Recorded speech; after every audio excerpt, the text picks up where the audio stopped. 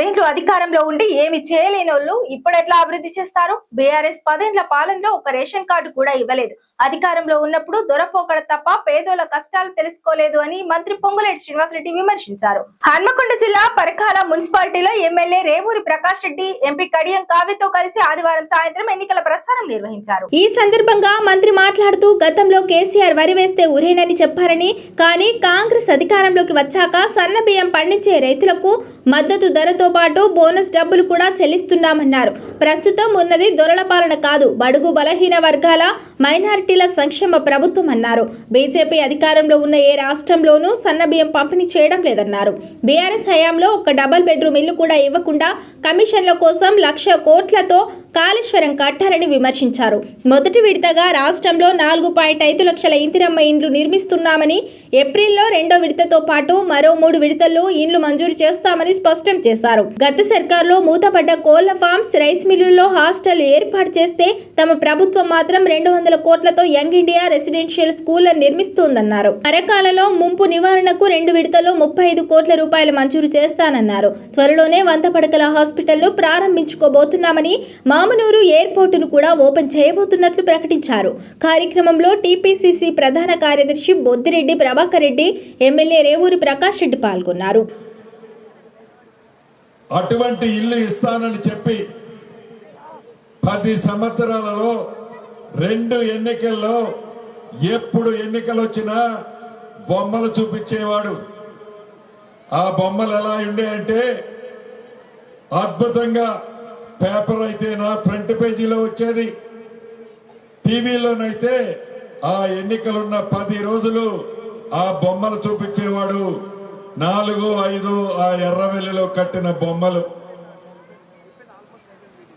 కానీ ఇక మైక్ తీసుకొని ఆ బొమ్మలు చూపించి, నీ కొడుకు పెళ్ళైతే నీ కొడుకు కోడలు ఆ గదిలో పడుకుంటారు, నీ బిడ్డ ఎప్పుడన్నా పండక్కి ఇంటికి వస్తే అల్లుడు బిడ్డ ఆ గదిలో పడుకుంటారు. చివరికి ఎంత పచ్చి అబద్ధం అంటే, నీ కోళ్లు ఎడగప్పెడతావు, నీ మేకను ఆడగట్టేస్తావు, నీ గేదెని ఆడగట్టేసి పాలు తీసుకుంటావని సొల్లు పురాణం చెప్పాడే తప్ప ఆ పేదవాడి కలని కలలానే ఉంచాడు. మీ దీవెలతో వచ్చిన ఈ ప్రజా ప్రభుత్వం పేదవాడి కల నెరవేర్చాలని, పేదవాడికి అండగా ఉండాలని మొదటి విడత రాష్ట్ర వ్యాప్తంగా 4.5 లక్షల ఇళ్లు ఇచ్చాం. అందుట్లో మన పరకాల నియోజకవర్గానికి కూడా 3,500 ఇళ్లు ఇచ్చాం. మన పరకాల్లో కూడా 506 ఇళ్లు ఇచ్చాం.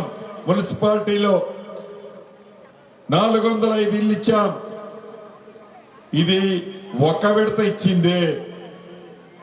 ఇంకా నా తోబట్టోలు చాలా మంది అర్హులైన వాళ్ళు ఉన్నారు. అన్నా ఇంకా మాకు రాలేదు అని ఎదురు చూస్తున్న నా ఆడబిడ్డలు ఉన్నారు.